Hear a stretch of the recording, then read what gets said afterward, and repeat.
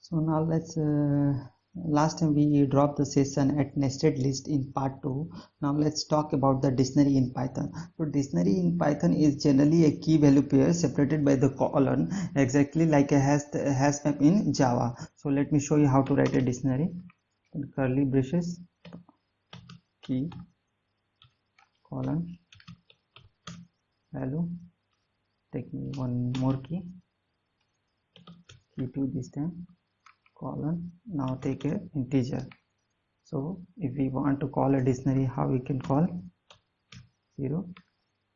So it's going to throw you error. So this is not going to work, and in that way we cannot call a dictionary.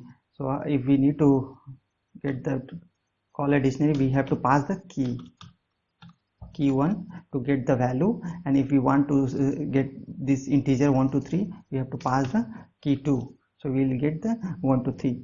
So one more thing about the dictionary, that dictionary can accept anything. Anything means string, integer, list also. So let me show you one more example. Pass key 1 this time, and let me pass the list 1 2 3.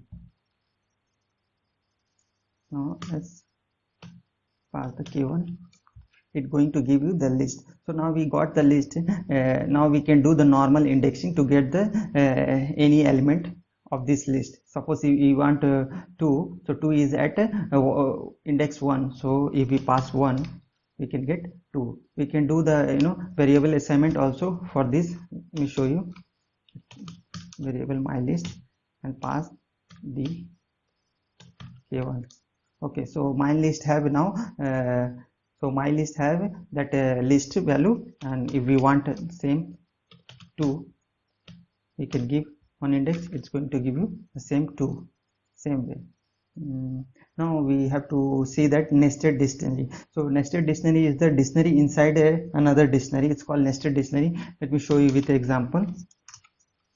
Same way, pass k1 colon, and instead of value, let me pass one more dictionary. Let's call inner dictionary. Okay, dictionary, and here let me pass that list. Okay, one list. So this one is one dictionary. This is one dictionary. This is a key, and this is a value for the k1, and another dictionary, this is a inner dictionary, is a key for, and this is the value. So let me see how we can get the value of this list. Suppose if we call k1, it's going to give me the inner sorry, what's happened?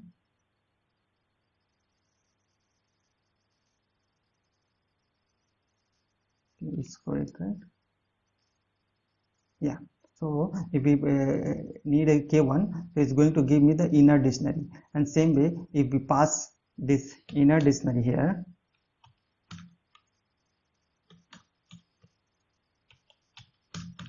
inner dictionary, I think spelling is wrong.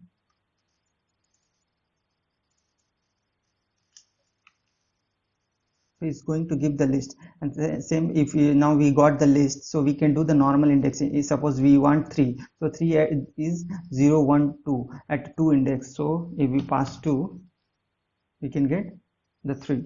So this is in that way we can we can get the value. Again, the dictionary does not retain any order. It only follow the key value pairs. So now let's talk about boolean. So boolean is generally, it's a true and false. F is capital, sorry,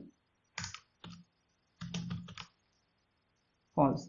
So we will talk about this later in comparison operator, when I'll show you the comparison operator. At that time it will be more clear about the Boolean operator. Now let's talk about the tuples. So tuples are similar to the list, except a square bracket. In list we use a square bracket, but in tuples we will use parenthesis, and we can grab the items as we used to grab in list by using the index bracket annotation. So let me show you with the example. Suppose here variable as my list, and I am going to create one list. Okay, so if I want value 2, so how I can get that?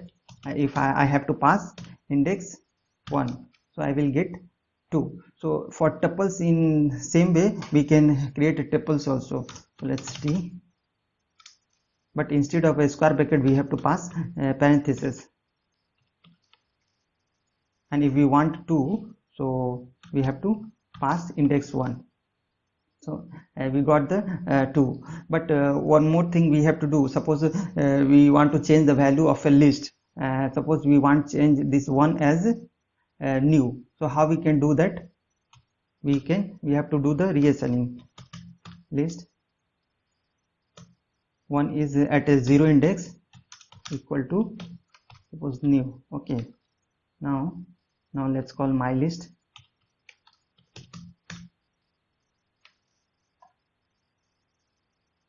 So 1 become new. Now the new value is this one, but same thing if we'll do with the tuples. Let's see, 0 tuples index 1 0 pass new. Okay, it's going to give you the error. This is because tuples are immutable and they do not support any item assignments. So that's why we cannot change any value. Once we create the tuples, we cannot change the value of any elements, items. Okay, so now let's talk about the set. Set in Python is a collection of unique element. It looks same as a curly braces as a dictionary, except it does not have a colon. It just has an element. Okay, so let me show you with example. Suppose curly braces 1 2 3. Okay, so this is a set. Okay, the output will be the same. It does not have a duplicate element. It only has a unique element. How we can do that? Suppose let me take some duplicate elements.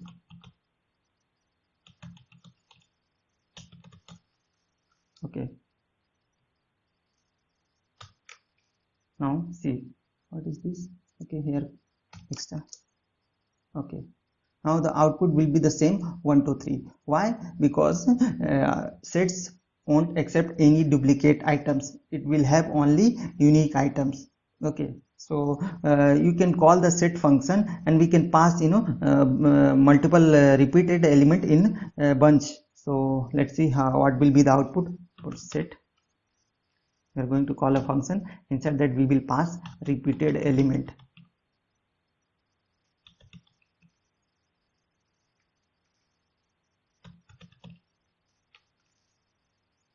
See, so it will be the same. We are going to get the same element. So what does it mean? Key sets will not accept any duplicate elements. Now if we want to add item to the set, so how we can do that? We have to just call the add element. So let's see, I have one set 1 comma 2 comma 3. Okay, so that call as.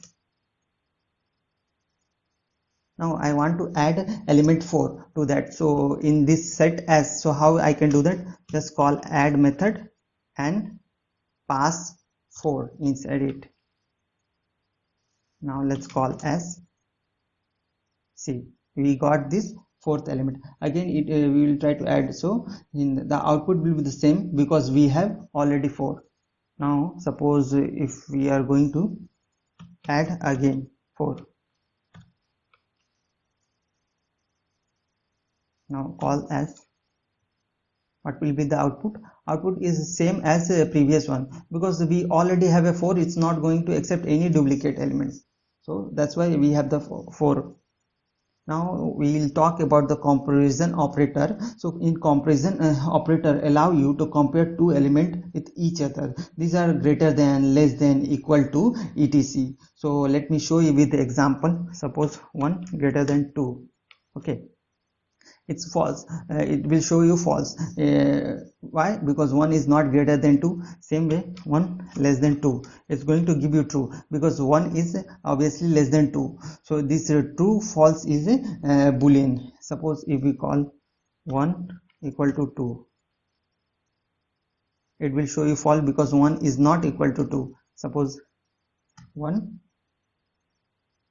equal to 1 is going to give you true, because 1 equal to 1. Same way, if we pass 1 equal to 1, so it will throw you error, because Python think you that you are trying to do the variable assignment and not the comparison. So always remember, for comparison we have to use double, and for assignment we have to use single equal to. Okay, same way, if we call not equal to 1 not equal to 4, so what will it will give? Yeah, true, it will give true, because a 1 is not equal to 4. Now we can do this comparison not only with numbers but also with string. Okay, so let me show you how we can do that. Suppose my string 1 is my equal to one more string called new. So it will show me false, because my is not equal to new. Okay, same way, if I'll pass here is not equal to, it will give true. Okay, same way, if my equal to my, it will give true. Okay, so now let's combine this operator with the condition. So how we can combine this operator with the condition? Let me show. 1 less than 2, 1 less than 2, and 2 greater than 3. So what will be the output? It is false, because this is a AND is an operator. It's going to check both the condition. If both the condition is satisfying, then only means it will give you the true. If any one of the condition is fail, it's going to give you the fail. So 1 is less than 2, that is true, but 2 is greater than 3, this is false. So that's why we got false. If we change this one, 2 is less than 3, we are going to get true. Okay, so generally it would be good if we use parenthesis for more reusable. Generally I use parenthesis, see, in the more reusable form. Okay, so this is the thing. And now we can use OR operator. Okay, so 2 or 2 3. Okay, okay,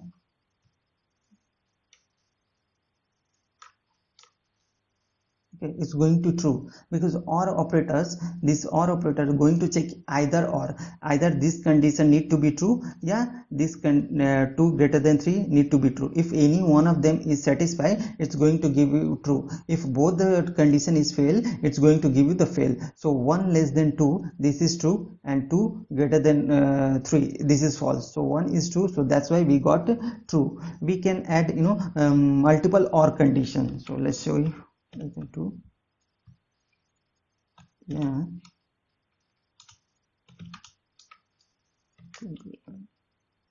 3, yeah, 1 to 1.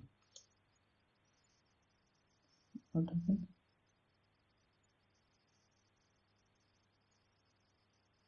Okay.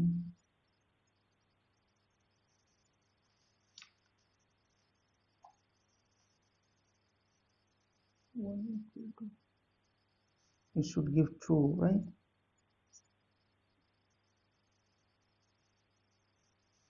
But why it's giving? Okay, sorry. Here we have to use any condition, right? So now it's a true. Okay. So that's why we can use many condition. We will see in Boolean example. Okay. So let's see. True. Yeah. False. Sorry.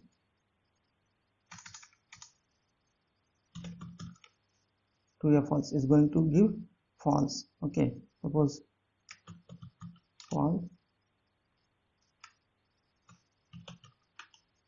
and false. Okay, so it's going to give false. So in that way we can generally combine operator and condition. Okay, so now let's discuss some code block by talking about if else elif statements. So let's this is little bit good topics. Let's suppose if one if 1 less than 2, okay, print, okay,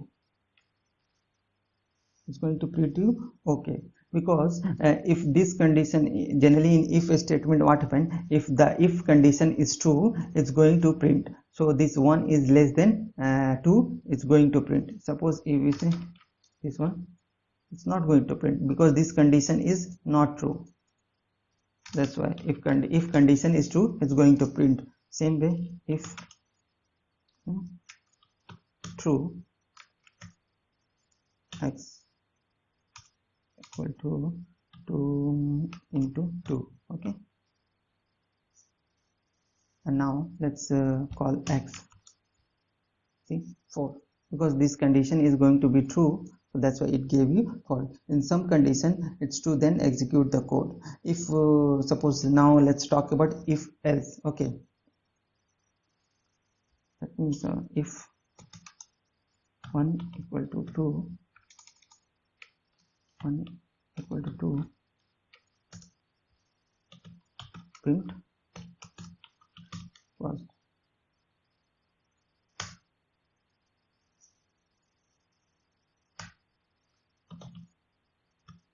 else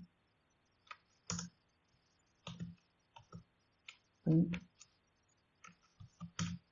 last. Okay, so why it's printed last? Because here 1 equal to 2, this is not true, this is a false condition. Okay, so if it is a false condition, this is not going to be executed directly, it's going to be execute the else statement. Okay, suppose if I'll give 1 is not equal to 2, it's going to print first, because 1 is not equal to 2 and that's a correct statement, that's why the first one is going to be print. So that's the reason it's going to print the first and last. Okay, now we will now we need a multiple condition. If we need a multiple condition, so how we can write it? If we need multiple condition, so we use elif. Okay, elif, again let's see, condition 2 equal to 2, then print middle. Okay, let me make you one is not, this one condition as false 1. So what will be the output? So output will be the middle. Why? Because this condition is false, this is not true, so this block is not going to execute. Okay, then it will look for the next one, so it will look for the elif. So elif condition is true, so once it is true, it's going to print the middle and the remaining block is going to be skip. Okay, we can do few more elif condition if we want. Suppose elif, so let me use one more true condition. Okay, sorry, okay,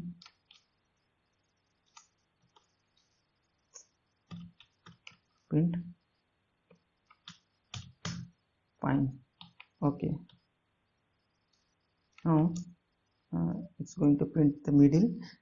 Okay, so I used here what is happening in this scenario. We have to see, this one is false condition, 1 equal to 2, so that's why first is not printed.